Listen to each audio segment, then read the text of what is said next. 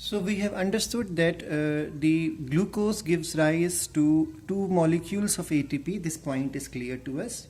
Now what exactly happens with this NADH2 and FADH2? We have to understand now that these molecules enter into a pathway which is called as electron transport chain or electron transport system. System is a word used in the NCERT. So because these NADH2 and FADH2 now will give rise to ATPs, because ATP is the energy currency, so these molecules have to be utilized so that all the energy available could be extracted so that ATP, more number of ATPs can be synthesized. So the ETC or ETS is a step focused on generation of ATP from the molecules of hydrogen or proton acceptors, that is NADH2 and FADH2, generated during glycolysis and generated during the citric acid cycle. Now let me quickly make you remember that, if you remember, we have already covered this in glycolysis, that during glycolysis NADH2 formation takes place, if you remember the equation also. So even these NADH2 are supposed to enter from cytoplasm because they are formed inside the process called as glycolysis. So they move from cytoplasm and they enter inside the mitochondria so that they may enter into the pathway called as electron transport system. So this step focuses on the generation of ATP from which molecules? NADH2 and FADH2, and these molecules are synthesized during glycolysis and synthesized during the citric acid cycle, also called as Krebs cycle or otherwise TCA cycle. ETS or ETC is a series of enzymes and coenzymes which are present in the inner mitochondrial membrane, and their function occur through the chain of electron carriers. Now there are carriers. Now we all know carriers can also be called as shuttles. So there are shuttles required, and the reason is that the inner mitochondrial membrane is impermeable to NADH2. So we all know that during glycolysis NADH2 is synthesized. Now this NADH2 cannot enter into the mitochondria, so it has to be shifted inside into the mitochondria. So this is only possible with the help of some carrier proteins. If you remember in the beginning of the cell organelles of your ninth chapter, I guess we have done the 7th chapter. Yes, we have done this thing already, that there are proteins which are present in the fluid mosaic model.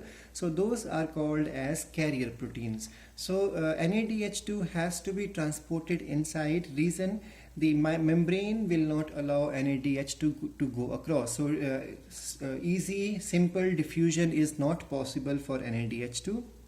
So it has to be transported inside across the membrane, and this transport occurs with the help of the shuttles or carrier proteins.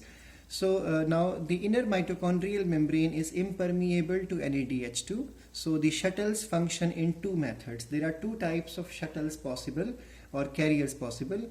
One is which is more efficient one, and the other one is slightly less efficient. And the one which is more efficient, it has the ability that it transports the NADH2's electrons straight to the NAD, and the less efficient one is the one which picks up the NADH2's electron and transport it to the FAD. So the NADH2 coming from the cytoplasm, the carrier protein may transport these electrons of NADH2 either to NAD or to FAD of mitochondria.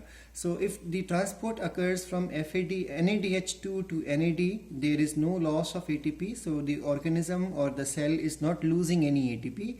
But in this concept, NADH2, whenever the electrons from NADH2 are transported to the FAD of the mitochondria, there will be one ATP loss for every NADH2. So that means the organism or the cell is going to lose some energy or expenditure of energy. Please remember, shuttles are absent in the case of the prokaryotic organism. So there are two possible shuttles or routes possible for ATP formation.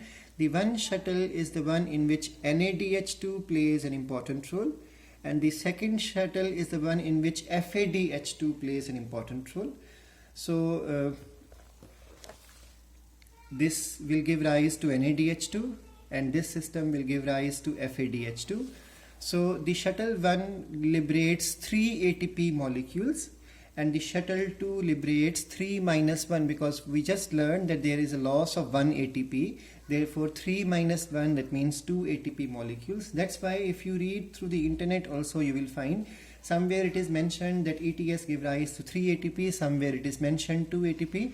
It's better to say 2.5, because 3 and 2, let's take an average out of it. So the shuttle number 1 functions with the help of malic acid and aspartic acid, and shuttle number 2 functions with the help of glycerol and phosphate molecule. Now, what exactly are the components or constituents of the electron transport chain or electron transport system?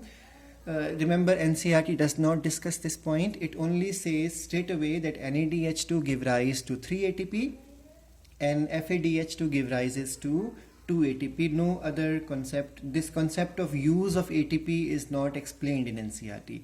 Now, what are the constituents and functioning of the electron transport chain or system? Let's understand that.